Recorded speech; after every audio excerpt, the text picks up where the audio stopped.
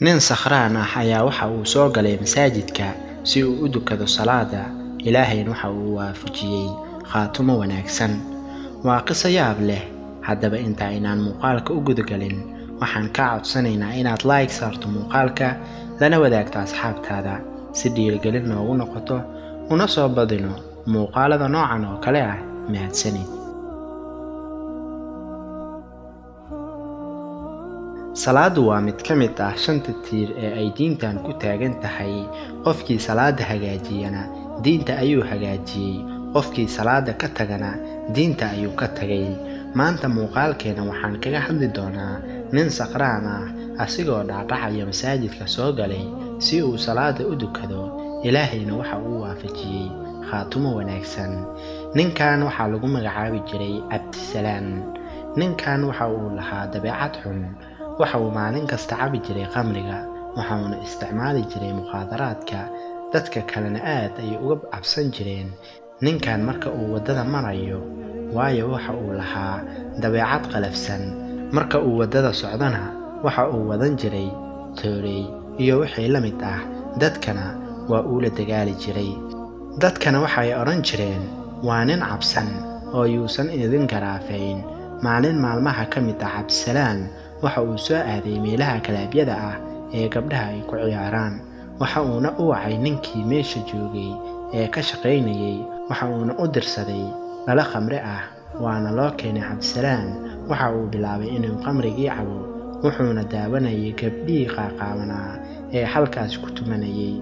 subxaan allah, saaxiibayaashan na daawanayo ma taqaanaa waqtigaas waxa meesha ka dhacay. Cabdisalaan waxa uu hal mar qalbigiisa buuxiyey iimaan. waxa uuna la soo booday asigoo leh, ilaahayow dadkan astur, anigana qalbigayga caafi. dhaladii khamriga ahayd ayuu tuuray, guriga ayuuna aaday.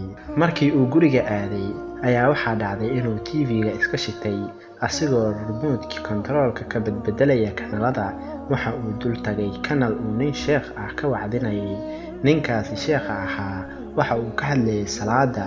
sheekhii ayaa yidhi, salaadu waa tiirka diinta, qofkii hagaajiyaa diinta ayuu hagaajiyey, qofkii ka tagana diinta ayuu ka tagay. intaas kadib sheekhii ayaa yidhi, taariku salaadku waa gaal, taariku salaadku waa gaal, taariku salaadku waa gaal. ninkii waxa uu bilaabay inuu sakhraankii ka kaco. naftiisii ayuu iska yidhi, sheekhan hadalka anigu ayuu igu wadaa. intaas kadib waa uu iska seexday. markii uu seexday kadib, dhagihiisii waxay ku soo dhacayeen, wa aqiimu salaata wa aatu zakaata. ninkii waa uu soo kacay. waxa uu bilaabay inuu soo weyse qaato oo uu isbaro salaada sida loo dukanayo. habeenkii ku xigtay waxa uu aaday kalaabkii markasta uu aadi jiray. markaas ayuu ku yidhi ninkii meesha ka shaqaynayay, isii dhalo khamri ah. ninkii shaqaalaha ayaa u soo dhiibay dhaladii uu dalbaday. waxa uu bilaabay inuu khamrigii si zaa'id ah u cabo. waxaana aad ula yaabay dadkii meeshaas joogay. waxayna ku yidhaahdeen, maxaa dhacay? sidaan oo dhan maxaad uga cabaysaa khamriga? waxa uuna ku yidhi, waxaan rabaa in aan wax isku ilowsiiyo. markaas ayay ku yidhaahdeen, maxaad isku ilowsiinaysaa? markaas ayaa waxa uu ku yidhi, idhaafa. way ka tageen. asigana waxa uu iska baxay. asigoo gurigiisa soo abaaray wuxuu arkay masaajid. waxa uuna damcay inuu masaajidkii galo, laakiin masaajidka xilligaasi waa uu xirnaa. laakiin waxa uu arkay nin oday ah oo masaajidka agtiisa joogay. waa uuna su'aalay. waxa uuna ku yidhi, saacaddan maxaa masaajidka loo xiray? ninkii odayga ahaa oo fahmay ninkan inuu sakhraan yahay ayaa yidhi, waa qaraar ka soo baxay wasaaradda awqaafta iyo arrimaha diinta. marka ay dadka ka baxaan salaada in la xiro. ninka waa uu iskaga tagay. waxa uuna aaday gurigiisii. TV-gii ayuu haddana shitay. haddana waxa uu arkay janal sheekh ka daaran oo ka hadlaya salaada. ninkii arrinkii aad ayuu ula yaabay. naftiisana waxa uu iska yidhi, mar kasta oo aan TV-ga shito ma waxaan arkaa sheekh salaada ka hadlaya.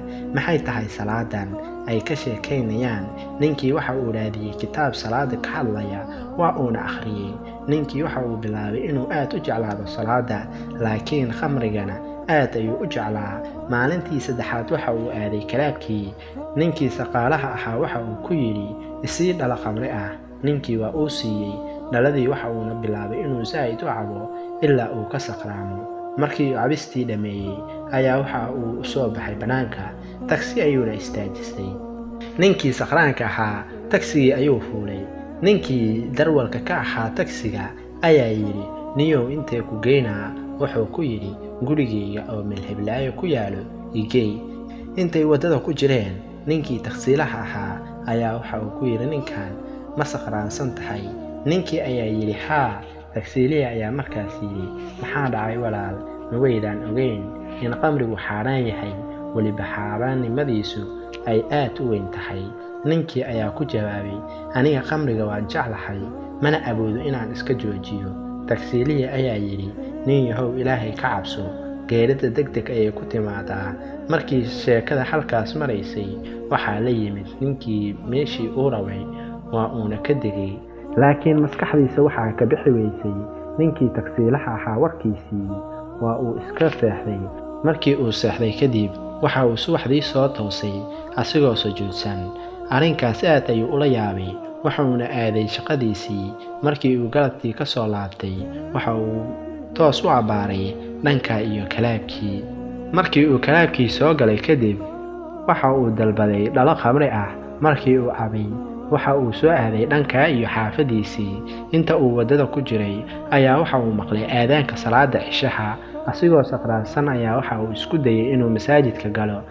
qaar ka mid ah jamaacadii masaajidka ayaa ka hor istaagtay inuu ninka masaajidka galo. markaas ayaa waxa uu ku yidhi, waxaan doonayaa inaan dukado salaada, miyaad iga celinaysaan? markaas ayaa waxa uu yidhi, waxaan doonayaa inaan dukado salaada, miyaad iga celinaysaan? laakiin way ka diideen inuu masaajidka galo. waa uuna la dagaalamay jamaacadii masaajidka. mid ka mid ah jamaacadii masaajidka ayaa dadkii ku yidhi, iska daaya ha dukadee salaada alle. markaas kadib ninkii waxa uu bilaabay inuu salaadii kula dukado jamaacadii.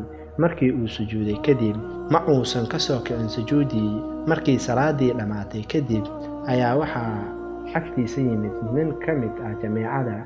waxa uuna u malaynayay ninkan inuu sakhraanka ka batay. intaasi kadib, markaas ayaa waxa uu ku yidhi, hebel ma uusan u jawaabin. jirkiisii ayuu taabtay, waaba qabow aad u daran. markii uu damcay inuu dhaqaajiyo, waaba uu dhacay. mar hore ayay naftii ka baxday, asagoo ilaahay dartiisa u sujuudsan.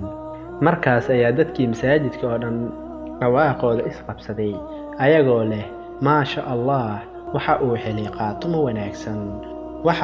qaatumo wanaagsan. intaas ayaan muuqaalkeena maanta kusoo gabagabayn doonaa. allena waxaan weydiisanaynaa qaatumo wanaagsan. haddii aad dhammaysatay muuqaalka, waxaan kaa codsanaynaa mar kale inaad like saarto muuqaalka, lana wadaagto asxaabtaada. mahadsanid. inta muuqaalkiisa xiga ku kulmi doono, sidaa iyo nabadgelyo.